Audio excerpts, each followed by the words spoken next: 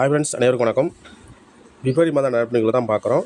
So அந்த வருஷம் பார்த்திங்கன்னா பிப்ரவரி 20ஆம் தேதியிலிருந்து 22ஆம் தேதி வரைக்கும் உள்ள நடப்பு நிகழ்வு பார்ப்போம். ஃபஸ்ட்டு பாருங்கள், லோக் ஆயுக்தா தலைவராக நியமனம் செய்யப்பட்டவர் யார்னா ஓய்வு பெற்ற நீதிபதி பி ராஜமாணிக்கம். சரிங்களா, லோக் ஆயுக்தா தலைவராக தற்போது நியமனம் செய்யப்பட்டவர் யார்னா பி ராஜமாணிக்கம். ஸோ அவர் வந்து ஒரு ஓய்வு பெற்ற நீதிபதி. சரிங்களா. ஸோ இந்த அமைப்பு வந்து பொது ஊழியர்களுக்கு எதிரான ஊழல் புகார்களை விசாரிக்க ஏற்படுத்தப்பட்டது. சரிங்களா, லோக் ஆயுக்தா எதுக்காண்டி ஏற்படுத்தப்பட்டதுன்னா பொது ஊழியர்களுக்கு எதிரான ஊழல் புகார்களை விசாரிக்க ஏற்படுத்தப்பட்டது. சரிங்களா. ஸோ இதில் வந்து ஒரு தலைவர் இருக்கிறாங்க, 2 நீதித்துறை உறுப்பினர் இருக்கிறாங்க, 2 பேர் நீதித்துறை சாராத உறுப்பினர்கள் வந்து இருக்கிறாங்க. சரிங்களா, 1:4 அந்த விகிதத்தில் வந்து இருக்கிறாங்க. சரிங்களா. அடுத்து பாருங்கள், லோக் ஆயுக்தா நிறுவுவதற்கான மசோதாவை முன்வைத்த முதல் மாநிலம் எதுனா ஒரிசா. சரிங்களா, ஃபஸ்ட்டு இந்த மசோதாவை வந்து முன்வைத்த முதல் மாநிலம் ஒரிசா. ஆனால் லோக் ஆயுக்தாவை வந்து முதலில் நிறுவியது எதுனா மகாராஷ்டிரா. சரிங்களா. ஸோ முதல் மசோதாவை முன்வைத்தது ஒரிசா. ஸோ அந்த லோக் ஆயுக்தாவை நிறுவியது வந்து மகாராஷ்டிரா. சரிங்களா.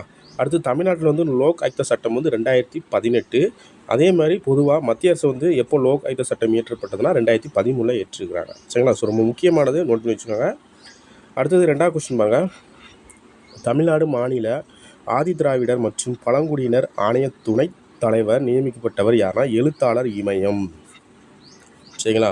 ஸோ 2 உறுப்பினர் இருக்கிறாங்க. ஒருத்தர் யாருன்னா செல்வகுமார், அவர் வந்து ஒரு கோவை சேர்ந்தவர். அடுத்தது ஆனந்தராஜா. சரிங்களா. அடுத்து 3வது கொஸ்டின் பாருங்கள், மத்திய அரசின் தலைமை பொருளாதார ஆலோசகர் யாருன்னா வி அனந்த நாகேஷ். சரிங்களா, தலைமை பொருளாதார ஆலோசகர் யாருன்னா வி அனந்த நாகேஷ். அடுத்தது மகளிர் சக்தி இயக்கம் எப்போது ஏற்படுத்தப்பட்டதுன்னா 2022 ஏப்ரல் 1 ஏற்படுத்தியிருக்கிறாங்க. அடுத்து 5வது கொஸ்டின் பாருங்கள், 2025-26ஆம் நிதியாண்டில் நாட்டில் பொருளாதார வளர்ச்சி வந்து 6.3% முதல் 6.8% வரை இருக்கும் அப்படின்னு சொல்லியிருக்கிறாங்க. சரிங்களா, 6.3லேருந்து 6.8 வரைக்கும் இருக்கும் அப்படின்னு சொல்லியிருக்கிறாங்க. அது 6வது, எந்த இரு நாடுகளுக்கு இடையே சூரிய மின்சக்தி உற்பத்தி நிலையம் அமைக்க ஒப்பந்தம் ஏற்படுத்தப்பட்டுள்ளதுன்னா இந்தியாவுக்கும் இலங்கைக்கும். சரிங்களா, சூரிய மின் உற்பத்தி நிலையம் இலங்கைக்கும் இந்தியாவுக்கும் இடையே. அடுத்து தேசிய மனித உரிமை தலைவர் யாருன்னா ரா சுப்பிரமணியன். சரிங்களா, தேசிய மனித உரிமை ஆணைய தலைவர் யாருன்னா மே ராம சுப்பிரமணியன். சரிங்களா. அடுத்தது பாருங்கள், 8வது கொஸ்டின், டெங்கு காய்ச்சலை கட்டுப்படுத்த அந்த நோயை பரப்பும் கொசுக்களை கண்டுபிடித்து உயிருடன் அல்லது கொன்றால் சன்மானம் அறிவித்த நாடு எதுனா பிலிப்பைன்ஸ். சரிங்களா, பிலிப்பைன்ஸ் தான் அந்த கொசுவை கொன்றாங்கன்னா அவங்களுக்கு வந்து ஒரு தன்மானம் வழங்கப்படும் சொல்லியிருக்கிறாங்க. சரிங்களா. அடுத்தது 9வது கொஸ்டின் பாருங்கள், 2024க்கான அன்னை தெரசா கார்ப்பரேட் குடிமகன் விருது. சரிங்களா, அன்னை தெரசா கார்ப்பரேட் குடிமகன் விருது யாருக்கு வழங்கப்பட்டுள்ளதுன்னா அசோக் லேலண்டுக்கு வழங்கப்பட்டுள்ளது. சரிங்களா.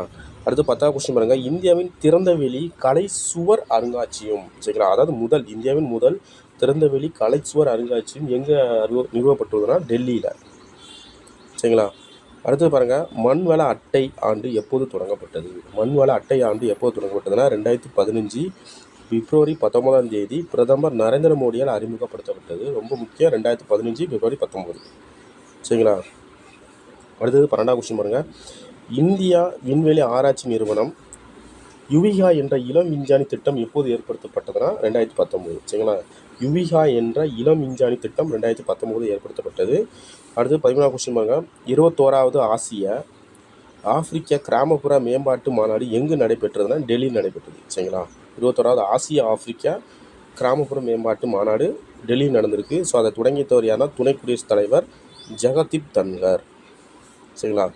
அடுத்து பாருங்கள், ஒரு 14வது கொஸ்டின் அடுத்து, டைம் வார இதழின் 2025ஆம் ஆண்டின் சிறந்த பெண்கள் பட்டியலில் இடம் பிடித்த பூர்ணிமா தேவி பர்மன் எந்த மாநிலத்தை சேர்ந்தவர்னா அஸ்ஸாம் மாநிலத்தை சேர்ந்தவர். யாருன்னா பூர்ணிமா தேவி. சரிங்களா.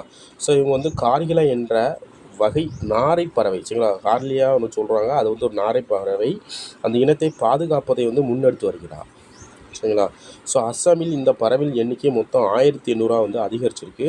அது மட்டும் இல்லாமல் 2023ஆம் ஆண்டில் இயற்கை பாதுகாப்புக்கான சர்வதேச ஒன்றியத்தின் உயிரினங்கள் வகைப்பாட்டியல் அழிவு நிலையில் உள்ள பட்டியலில் நாரை இனம் மாற்றப்பட்டது. சரிங்களா, அந்த அழிவு நிலை பட்டியலேருந்து நாரை இனம் மாற்றிருக்காங்க. ஏன்னா அதிகமான எண்ணிக்கை உருவாக்கிட்டு இருக்கிறனால ஸோ அந்த இடத்துல வந்து அந்த பட்டியலேருந்து இந்த நாரை வகையை எடுத்துருக்கிறாங்க.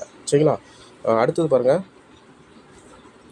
12வது கொஸ்டின், சமர சிக்ஷா அபியான் திட்டத்துக்கு மத்திய அரசு ஒதுக்கிய நிதி எவ்வளோனா 2152 கோடி நிதி ஒதுக்கீடு செஞ்சுருக்காங்க. சரிங்களா? ஸோ இதில் பாருங்கள், அலுவல் மொழி சட்டம் எப்போது இயற்றப்பட்டதுன்னா 1963. முத்ரா திட்டம் எப்போது தொடங்கப்பட்டதுன்னா 2015.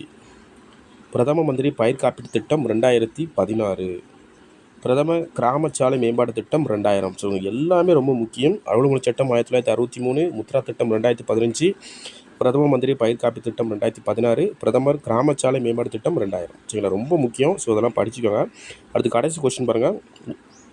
FBI 9வது இயக்குனராக தேர்வு செய்யப்பட்டவர் யாருன்னா காஷ் பட்டேல். சரிங்களா? ஸோ இந்த FBI அப்படின்னா என்னென்னா ஃபெடரல் பியூரோ ஆஃப் இன்வெஸ்டிகேஷன். இது வந்து அமெரிக்காவின் நீதித்துறைக்கு சொந்தமான ஒரு அரசு முகவர் அப்படிங்கிறதான் அந்த FBI சொல்லுது. ஸோ இதோட தலைமையகம் வந்து வாஷிங்டனில் இருக்குது. சரிங்களா?